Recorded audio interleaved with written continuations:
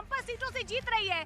Congress office में आप सिर्फ और सिर्फ सन्नाटा फिलहाल देख पा रहे हैं, लेकिन सबसे अहम तस्वीर यही है आज की। देखिए, परिवर्तन समय, लेकिन ना तो परिवर्तन हुआ, ना ही कांग्रेस का टाइम आया, और टाइम जो है वो कांग्रेस का ही ओवर होता हुआ नजर आया। देखिए, कांग्रेस की स्ट्रैटेजी यही थी कि राजस्थान में इस घड़ी को लगाया गया तो हमारा परिवर्तन होगा, लेकिन गुजरात में ऐसा नहीं हो पाया। और देखिए, आप घड़ी की तस्वीरें देखिए, घड़ी बंद हो चुकी है, ना तो परिवर्तन हुआ और ना ही कांग्रेस की घड़ी बंद हो गई है।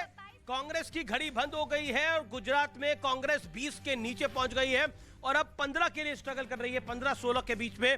तो निश्चित तौर पर बड़ा नुकसान, लेकिन हिमाचल में कांग्रेस की स्थिति मजबूत हो रही है। भारतीय जनता पार्टी को बड़ी जीत मिल रही है। गुजरात के अंदर 157 हो गई है भारतीय जनता पार्टी, आप 5 हो गई है। ये देखने की बात होगी। गोपाल इटालिया, जिन्होंने प्रधानमंत्री नरेंद्र मोदी की मां के लिए अपशब्द कहे थे, जिन्होंने बहुत सारे उनके बयान वायरल हुए थे, वो अपना चुनाव हार रहे हैं इस समय। ये इस समय की ब्रेकिंग स्टोरी है। सीएम कैंडिडेट जो है आम आदमी पार्टी के, जिनको सीएम कैंडिडेट के रूप में प्रोजेक्ट किया था, वो भी आगे पीछे लगातार चल रहे हैं। लेकिन बीजेपी ने साबित कर दिया है कि गुजरात में उसे हराना नामुमकिन है। बीते 27 साल के शासन के बाद अब एक बार फिर 5 साल के लिए बीजेपी सरकार में आ रही है और ऐतिहासिक जीत के साथ। हमेशा हम देखते थे 99 जब बीजेपी पहुंची तो लगातार नंबर कम होता गया, 2002 से 127 पे थे।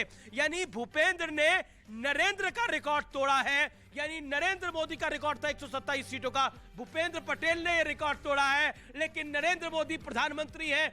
बीजेपी कह रही थी, अमित शाह हमारे साक्षात्कार में आए थे, उन्होंने कहा था कि इस बार जो होगा रिकॉर्ड होगा, और बीजेपी 158, बीजेपी अब 158, बीजेपी की लीड बढ़ती जा रही है। यानी अब क्लैरिटी हो रही है। हिमाचल में कांग्रेस को बड़ी लीड मिल गई है, बीजेपी तो लैंडस्लाइड की तरफ है। आइए एक सेकंड। गुजरात में नरेंद्र मोदी जी से बड़े चेहरा जो हैं वो, आपको लगता है, आपको ऐसा लग रहा है? नहीं, आप ही बता रहे थे कि उन्होंने रिकॉर्ड तोड़ दिया। अगर वही चीफ मिनिस्टर है तो फिर उनको मारेंगे। तो भाई ये जीत, अगर देखिए चीफ मिनिस्टर वो है तो सेहरा किसके सर पे बनेगा? और अगर हिमाचल में हार रहा है तो हार का सेहरा किस पे? जेपी नड्डा पे बनेगा या भारतीय जनता पार्टी किसके ऊपर डालेगी? गजब विडंबना है।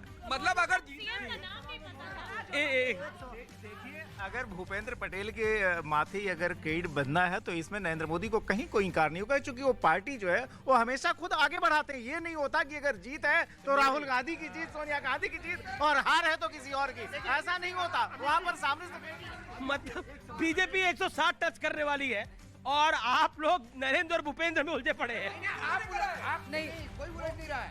सब कह रहे हैं ये नरेंद्र मोदी का वोट है, किसी ने नहीं कहा नहीं है। आपने जो कहा ना, नहीं भाई, नरेंद्र मोदी का रिकॉर्ड तो टूट ही रहा है। देखिए आमिश जी, बहुत लोगों की इच्छा, ठीक है, अब एक करके बोलिए। बहुत लोगों की इच्छा है कि इसके बाद आपके एनालिसिस के बाद आपके की इच्छा ये है। सुदान गढ़वी अब पीछे हो गए, खंभालिया से सुदान गढ़वी पीछे हो गए हैं। गोपाल इटालिया, जिन्होंने नरेंद्र मोदी की मां के लिए अपशब्द कहे थे, वो अपनी कॉन्स्टिट्यूएंसी में लगातार पीछे चल रहे हैं और बुरी तरह से हार रहे हैं। हार्दिक पटेल जो कांग्रेस छोड़कर आए वो अपनी सीट पे जीत रहे हैं, अल्पेश ठाकुर जीत रहे हैं, हर्ष सांघवी जीत रहे हैं, अमी याजनिक राज्यसभा सांसद है कांग्रेस की, और कांग्रेस कह रही थी कि इनकी सीट यहाँ पर जो है वो बड़ी टक्कर देने वाली है भूपेंद्र पटेल को, लेकिन वो भी अपनी सीट पे पीछे चल रही हैं।